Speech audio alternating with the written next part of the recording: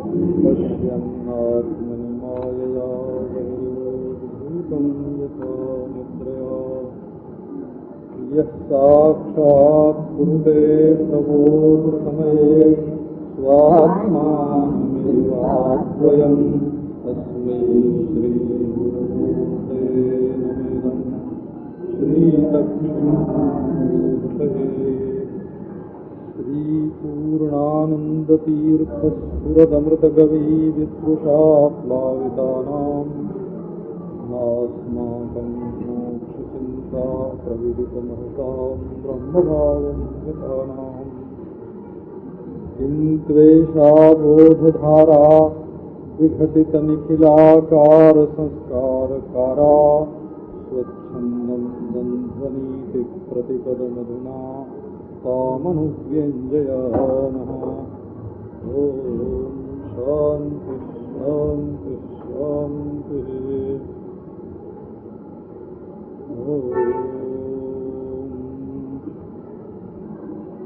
गोपियों ने श्री कृष्ण से कहा कि हम ध्यान से तुम्हारी पदवी प्राप्त कर लेंगे और अब तो हम किसी दूसरे के सामने खड़ी भी नहीं हो सकती हैं।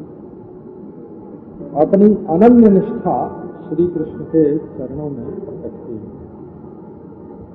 श्री कृष्ण ने कहा कि गोपियों, तुम पागलपन की बात करते हो। तुम हो हजारों और मैं हूँ अकेला।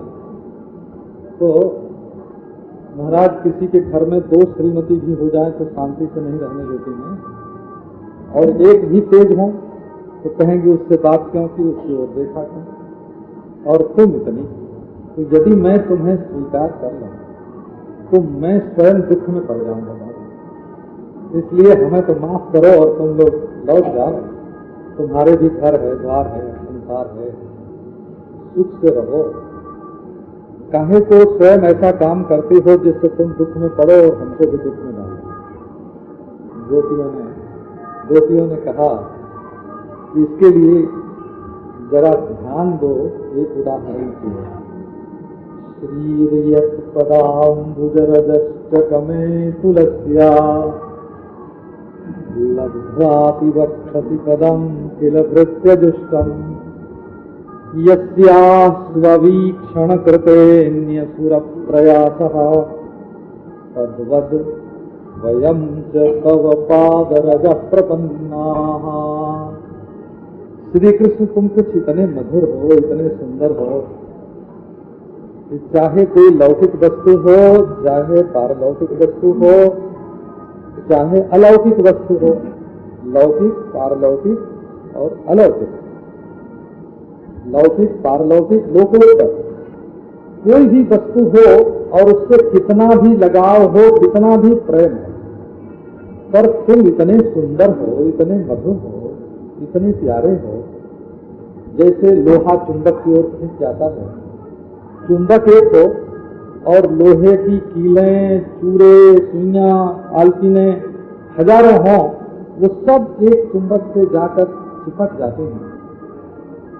वैसे तुम कुछ ऐसे चुंबक धर्मा, चुंबन धर्मा, चुंबक कृष्ण बिल्कुल कार्शनायक, काला काला चुंबक जैसे होता है, वैसे तुम भी काले काले चुंबक ही हो।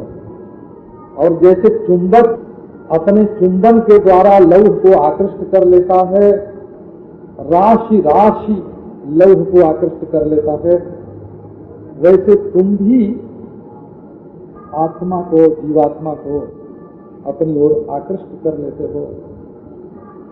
गोपियों, तुम प्रेम के कारण पगली हो गई हो, अंधी हो गई हो, इसलिए ऐसा करना ही। हमारे तरीकी विवेकवती और समझदार तो तुमको दुनिया में ढूंढे कोई नहीं मिलेगी। सबसे ज्यादा समझदार हम। कैसे? तो देखो, तुम्हारे चरणारविंद की धूलि की, कुछ रज की कुछ ऐसी महिमा है कि स्वयं श्री,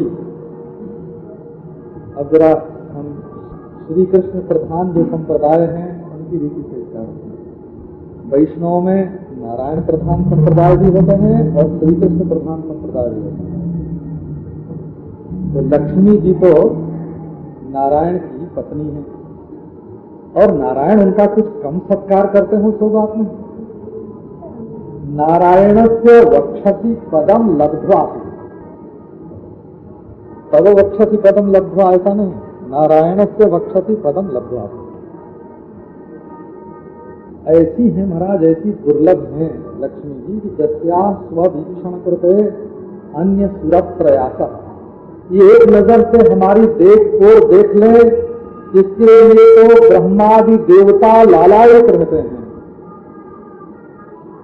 ब्रह्मादयो बहुतिथम यदसांग कामाः, ब्रह्मा आदि बहुत काल पर्यंत जिनकी तिरछी चितवन कृपा कटाक्ष प्राप्त करने के लिए तपस्या करते रहे, सा श्री स्ववासमरविंद वनम विहाय त्वत्पाद सौभग मलम भजते लगता।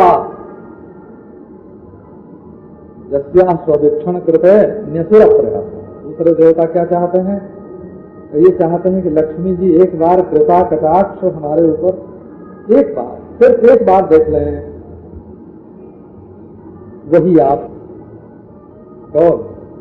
वही स्वयं लक्ष्मी जी जिनके कृपा कटाक्ष के लिए ब्रह्मादि लालायित बड़ी दुर्लभ है। और नारायण से बक्षसी पदम लब्ध्वापि, नारायण के बक्षस्थल पर उनको स्थान प्राप्त है। पर वो श्री शास्त्री तव यस्य तव पदाम्बुज रजश्चकमे, यत पदाम्बुज रजश्चकमे, वो लक्ष्मी जी आपके चरण कमल की धूल चाहते हैं। देखो एक बार तो नजर गई थी पहले कहाँ तो जर यम बुजाक्ष, तुम कमल नयन हो। और दूसरी बार नजर कहाँ पहुंच गई? दूसरी बार नजर पहुंच गई पदाम्बुज रजा, चरण कमल के धूल पर। माने गोपियां बारंबार नख से शिखा तक, शिखा से नख तक श्री कृष्ण को ही निहार रही है। गोपियों की दृष्टि श्री कृष्ण को छोड़कर कहीं हटती नहीं है। प्रेमी लोग बोलते हैं ना, बावरी वह अखियां जरी जाएं, जो सांवरो छाणी निहारती गोरो, वे पगली आंखें जल जाएं, जो सांवरे सलोने ब्रज नवज ब्रजराज कुमार को छोड़कर दूसरों की ओर देखती हैं। बावरी वह अखियां जरी जाएं, जो सांवरो छाणी निहारती गोरो, जो सांवरे को छोड़कर गोरे की ओर देखते हैं, वे पगली आंखें जल जाएं। और तो कहते हैं धोखे हूँ दूसरो नाम कर है, रचना मुख कारी हलाहल बोला। धोखे से भी दूसरे का नाम निकल जाए तो जीव को मुंह में से निकाल कर जहर में डुबो दे। तो ये श्री कृष्ण की अनन्या कहते हैं कि दूसरे देवता तो चाहते हैं लक्ष्मी का कृपा कटाक्ष, और उनके द्वारा स्वयं व्रत नारायण इतना प्रेम करते हैं कि अपने वक्षस्थल पर बैठा करके रखते हैं। छिपी रहो हमारी माला में, छिपी रहो हमारी छाती पर। परंतु वो लक्ष्मी क्या करती हैं कि यस्य तव पदाम्बुज रजश्चकमे, नारायण के वक्षस्थल का निवास छोड़ करके आपके चरण कमल के पराग को चाहती हैं। चरण कमल रज चाहते हैं, चकमे मिलता है कि नहीं ये हम नहीं बताते हैं। श्री यत पदाम्बुज रजश्चकमे यद वांछया श्रीर ललना चरत तपः, लक्ष्मी के मन में श्री कृष्ण चरण रज प्राप्त करने की इच्छा तो है और इसके लिए वे तपस्या भी करते हैं चकमे, परंतु मिला कि नहीं मिला तो इसका कोई आश्वासन नहीं है। बोले वाह वाह वाह, देखो ना अपने प्यारे के प्रति कितनी महत्व बुद्धि है। श्री यत पदाम्बुज रजश्चकमे। प्रश्न तो ये था कि तुम हो हजार और हम हैं अकेले, गोपियों तुम लौट जाओ अपने घर, काहे को हमको भी तकलीफ में डालती हो, पीछे से चौकिया डाल करोगे अपने में और तुम भी तकलीफ पाओगी, तो अच्छा यही है कि लौट जाओ। तो कहती हैं कि देखो इधर तो लक्ष्मी जी सरीखी जिनको चाहने वाले हजारों लाखों करोड़ों, बड़े बड़े देवी देवता वे और भगवान के वक्षस्थल पर निवास उसको भी छोड़ दिया और तुम्हारे चरण कमलों के पराग में आकर के लौटने लगे। तो बोले कि ठीक है, इससे क्या सिद्ध होता है? बोले हम ये कहना चाहते हैं कि तुम्हारे चरणों की धूल मिले तो सौत के साथ रहना भी पसंद है। तुलस्या, भगवान के चरणों में तुलसी का निवास है। तुलम तुलनम त्याति, इसी तुलसी। जिसने तराजू तोड़ दिया है वो तुलम तुलनम तुलाम त्याति, इसी तुलसी। एक बार ये हुआ कि आओ तौलें कि तुलसी की बराबरी दुनिया में कोई कर सकता है कि नहीं। तो महाराज तराजू के एक पलड़े पर सारी दुनिया रखी गई और एक पर तुलसी रखी गई। तो तुलसी जी इतनी भारी पड़ी कि तराजू टूट गई। बोले भाई, अब ऐसा कोई धर्म का कांटा नहीं है दुनिया में जो तुलसी की बराबरी कर सके। तुलसी शब्द का अर्थ है, आपने सुना होगा, एक बार नारद जी को कौतुक सूझा, सत्यभामा को आके सुना दिया कि श्री कृष्ण तो रुक्मिणी से बहुत प्रेम करते हैं, उसको पारिजात का पुष्प देते हैं, कल्पवृक्ष का फूल आता है तो उसी को देते हैं। तो सत्यभामा रूठ गए। अब कृष्ण महाराज हाथ जोड़े, हम तुम्हारे तुम हमारी रुचि का है। तो अंत में सत्यभामा इस बात पर राजी हो गई कि यदि तुम हमारे हो तो हम जिसको दें उसको तुम मिल जाओ। तो कृष्ण ने कहा हाँ हाँ, तुम बेचो तो बिक जाएं, दान करो तो हम चले जाएं, उसके घर चले जाएं, तुम कहो तुम्हारे पांव दबावें, तुम कहो तुमको कंधे पर उठा लें, हम भक्तन के भगत हमारे, हम तो अपने प्रेमियों के अधीन, अपने प्रेमियों के परतंत्र हैं। तो महाराज सत्यभामा जी तो थी जोश में कि अच्छा आज हम देख ही लेते हैं कि तुम हमारे हो कि नहीं। जब हाथ में हाथ लिया, जल भी डाला, अक्षत भी डाला, संकल्प लिया आज मैं तुम्हारा दान करती हूँ। तो महाराज भक्त नारद जी आके खड़े कि अब तुमको देने के लिए ब्राह्मण कहाँ मिलेगा, हमको दे दो। तो महाराज जब वसुदेवापत्यम श्री कृष्णम ब्रह्मपुत्राय नारदाय तुभ्यम अहम संकल्प बोल दिया हो और नारद जी के हाथ में दे दिया। अब नारद ने पकड़ लिया हाथ, बोले कि दान की वस्तु तो ब्राह्मण की होती है, अब हम ले जाते हैं कृष्ण को।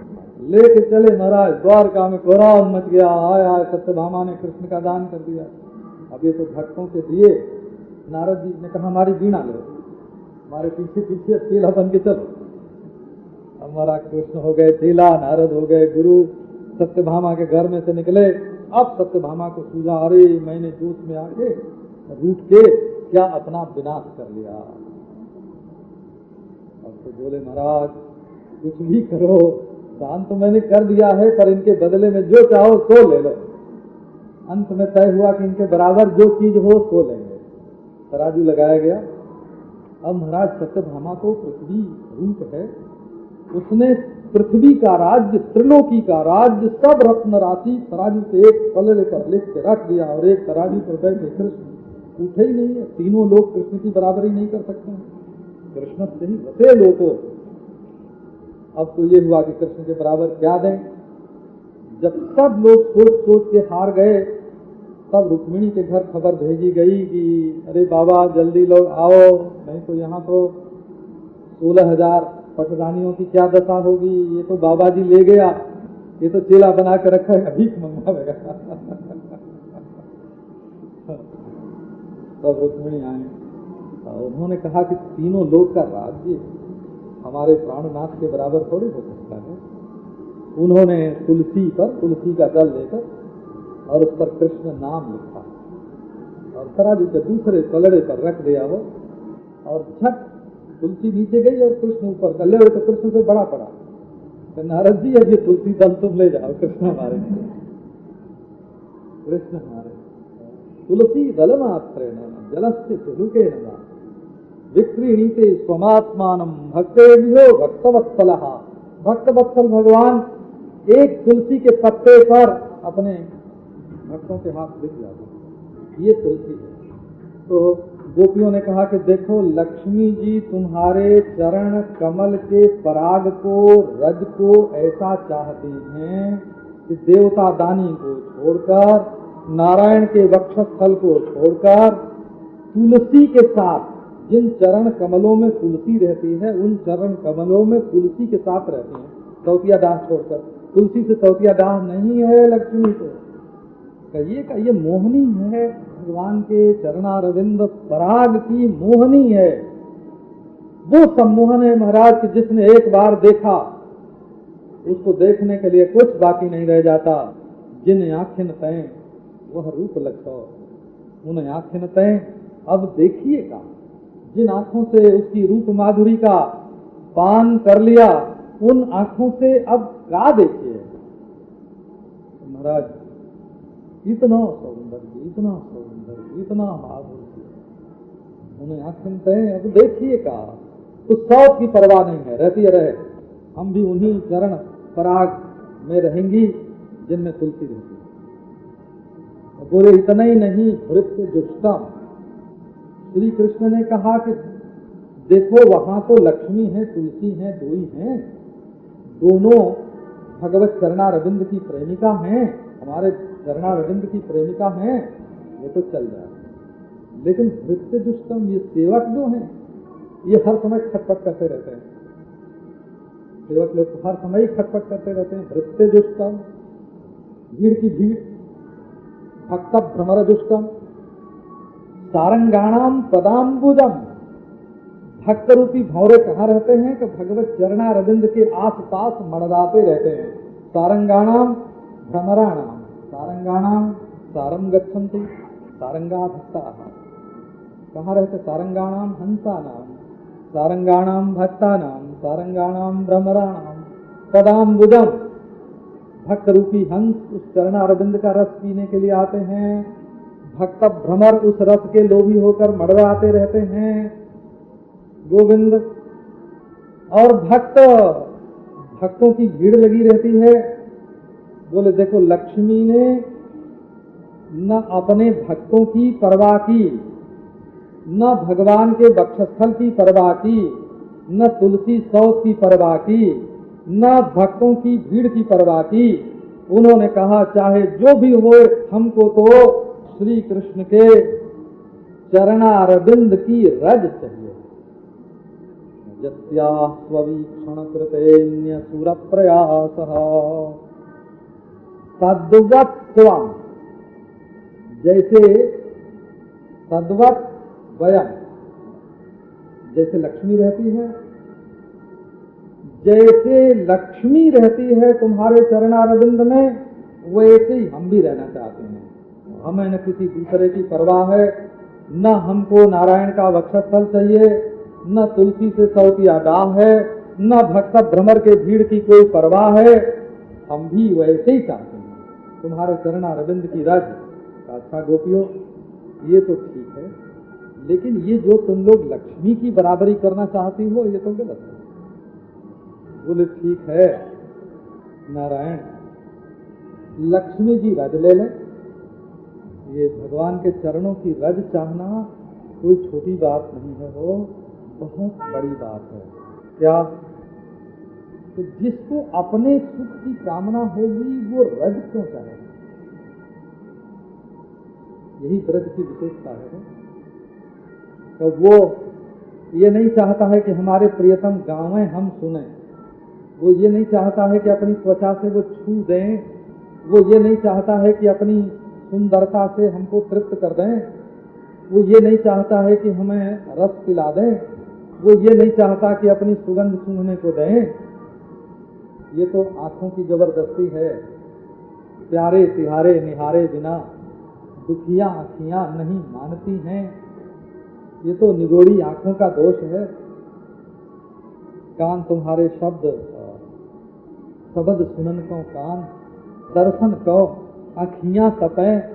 हे मेरे जीवन प्राण, हे मेरे जीवन प्राण, तुम्हारे दर्शन के लिए आंखें तरस रही हैं, शब्द सुनने के लिए कान व्याकुल हो रहे हैं। नासिका तुमको सूंघना चाहती है, जीभ तुमको चाटना चाहती है, आंखें तुमको पीना चाहती हैं, त्वचा तुम्हारे अंदर समा जाना चाहती है। अरे का दोष है बाबा, हम तो चाहती हैं तुम्हारे चरणों की रज में समा जाना। तो वहां क्या मिलेगा? अरे भाई प्रेम कुछ मिलने के लिए थोड़े किया जाता है। गुण रहितम कामना रहितम प्रतिक्षण वर्धमानम अविच्छिन्नम सूक्ष्मतमाम अनुभव रूपाम। प्रेम कुछ शब्द स्पर्श गंध रस रूप प्राप्त करने के लिए नहीं किया जाता है। अपने प्रियतम के नाम पर, अपने प्रियतम की याद पर, अपने प्रियतम के चरणों की धूल पर अपने को निछावर कर देने के लिए, खाक में मिला देने के लिए प्रेम किया जाता है। हम तो रज चाहते हैं, रज। हम कोई कामिनी नहीं है, कामुक नहीं है। हम अपनी प्यास बुझाने के लिए नहीं आई हैं। हम तो तुम्हारे चरणों की रज में समा जाने के लिए आई हैं। रज की इच्छा, रज में मिल जाने की इच्छा, ये निष्कामता की पराकाष्ठा है। किंचित कामना नहीं है गोपियों के हृदय में। वो तो अपने जीवन को चूर चूर करके उसका कण कण श्री कृष्ण के चरणों की रज में मिला देना चाहते हैं। गोपियों के हृदय में काम है कि नहीं? काम नहीं है, प्रेम। प्रेमैवोपरामाणाम कामयत्यगमत्प्रथाम। बात यह है कि जब गोपियों से कोई कहता कि हे गोपी, तुम तो श्री कृष्ण की बड़ी प्रेयसी हो, बड़ी प्रेमिका हो, तो गोपियां कहती राम कहो, राम कहो। हमारे हृदय में प्रेम कहाँ? हम तो कामिनी हैं। क्योंकि प्रेम जब अपने प्रेम का अभिमान करता है कि हम बहुत प्रेमी हैं, तो प्रेम अभिमान के आश्रित नहीं होता। क्योंकि प्रेम परमानंद स्वरूप ब्रह्म है, अनंत है, अद्वितीय है, अनिर्वचनीयम प्रेम स्वरूपम वांग मनसा गोचर है, गुणातीत है, कामातीत है, निरतिशय वर्धमान है, अविच्छिन्न है, सूक्ष्मतम है, अनुभव रूप है। तो प्रेम अभिमान के आश्रित नहीं होता। जैसे ब्रह्म ज्ञान जो है ना, ब्रह्म ज्ञान, ज्ञान स्वरूप ब्रह्म, वो अभिमान के आश्रित नहीं होता हो। तो मैं ब्रह्म ज्ञानी हूँ, बिल्कुल झूठ, सोलहवाने झूठ, सफेद झूठ। तो क्यों कि जो वृत्ति ज्ञान हुआ था वो तो अविद्या को नष्ट करके नष्ट हो गया, और जो ज्ञान स्वरूप आत्मा है उसका अभिमानी कोई ज्ञानी होता नहीं। तो तुम ज्ञानी होने पर ज्ञानी कहाँ से बन गए? ज्ञान होने पर ज्ञानी कहाँ से बन गए? इसी प्रकार प्रेम होने पर, प्रेम तो परमानंद स्वरूप है, अपने आत्मा का स्वरूप है, उसमें प्रेमी पने का अभिमान नहीं होता है। प्रेमी पने का अभिमान नहीं होता है। तो गोपियों से कोई कहे कि तुम्हारे हृदय में तो बड़ा प्रेम है, तो वो वस्तु स्थिति का ही मानो कथन करती हैं कि नहीं, हमारे हृदय में तो प्रेम नहीं है, काम है, काम। गोपियां अपने मुंह से अपने प्रेम को प्रेम नहीं कहती, काम कहती हैं। तो महात्माओं ने कहा कि भाई गोपियां जब अपने प्रेम को प्रेम नहीं कहती हैं, काम कहती हैं, तो आओ हम उनके मत से अपना मत मिलावें, उनके शब्दों में ही बोलें। हम गोपियों के पक्ष में हैं, हम कृष्ण के पक्ष में नहीं हैं। गोपियां जो बोलती हैं सो ही हम बोलेंगे, क्योंकि गोपी हमारे ऊपर प्रसन्न हो जाएं तो श्री कृष्ण की प्रसन्नता तो प्राप्त ही है। इसलिए महाराज गोपियां अपने प्रेम को प्रेम नहीं, काम कहती हैं। तो महात्मा लोग भी कभी कभी कह देते हैं कामाद गोपिया, महात्मा लोग भी कह देते हैं। लेकिन यहाँ गोपी कह रही हैं विनिवर्तित सर्व कामाः संत्यज्य सर्व विषयास्तव पाद मूलम। हम विषय भोग का परित्याग करके आई हैं, हमने काम को बैरंग वापस कर दिया है। हम तो चाहती हैं केवल चरण रज। जैसे श्री ने लक्ष्मी ने चाहा वैसे।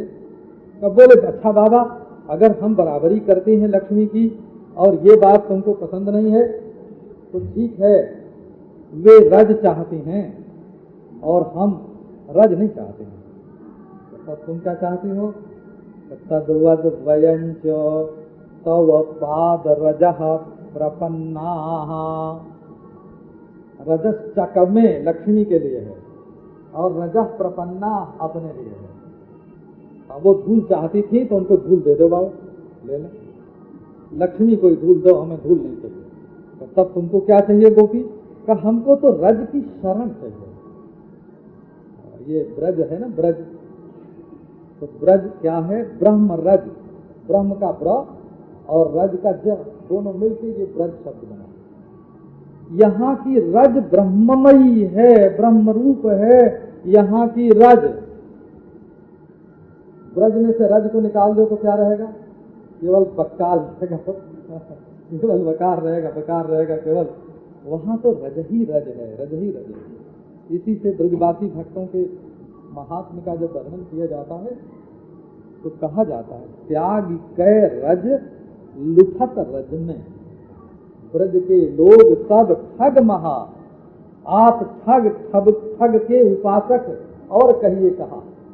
ब्रज के लोग सब ठग महा, ये प्रेम की बोली है वो, आप ठग ठग के उपासक और कहिए कहा। त्याग कै रज लुठत रज में, रजोगुण का परित्याग करके और वहां ब्रज रज में लौटते हैं।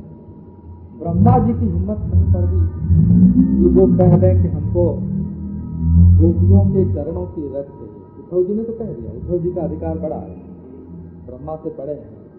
आशा महो चरण रेणु जुषाम हम श्याम, हमको तो गोपियों के चरणों की धूल जिनको मिलती है उनमें से कुछ हो जाए, झाड़ी झंझाड़ हो जाए, झंझाड़ हो जाए। परंतु ब्रह्मा जी की तो ये हिम्मत नहीं पड़ी कि कह दें कि ब्रजवासियों के चरणों की धूल हमको मिले।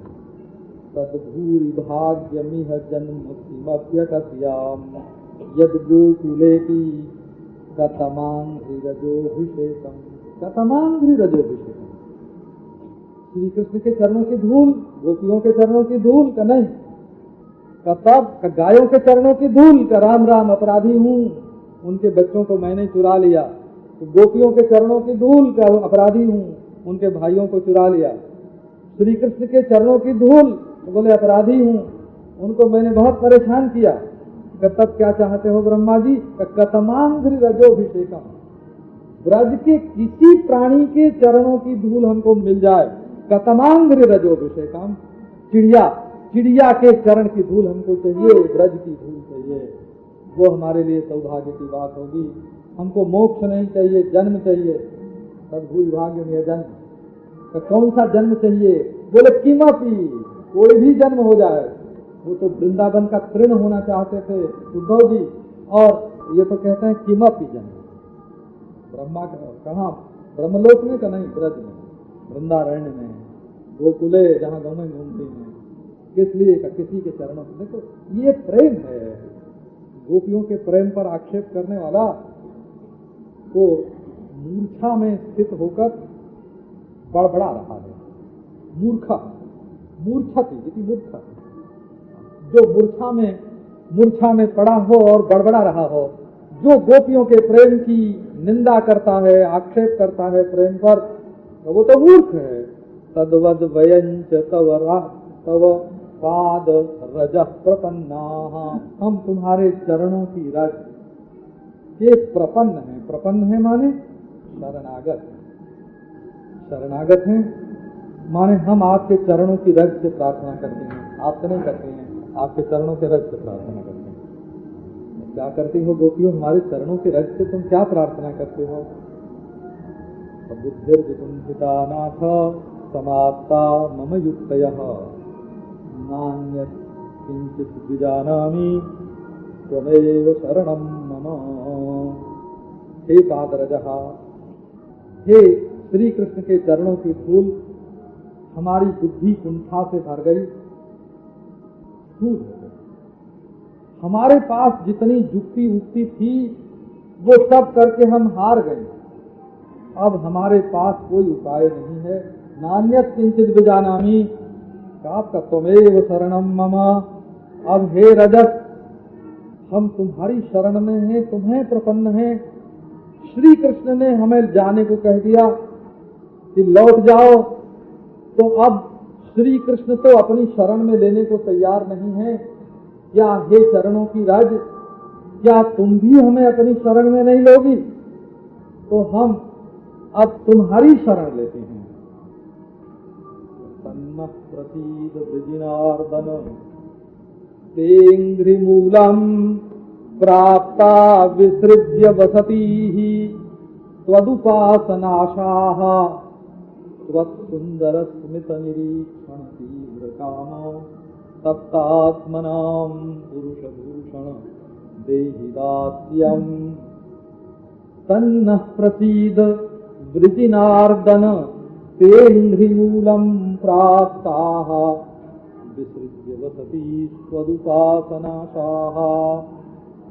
इसलिए रज के प्रपन्न नियम यह है कि भगवान अपने शरणागत की रक्षा करें कि न करें, इसमें तो वे स्वतंत्र हैं, परंतु भगवान के आश्रित की शरण में जब कोई आ जाए, दासानुदास हो जाए, तो तब तो वे उसको छोड़ नहीं सकते। श्री रामानुज संप्रदाय में एक लोकाचार्य की पद्धति है, लोकाचार्य नाम के आचार्य हैं।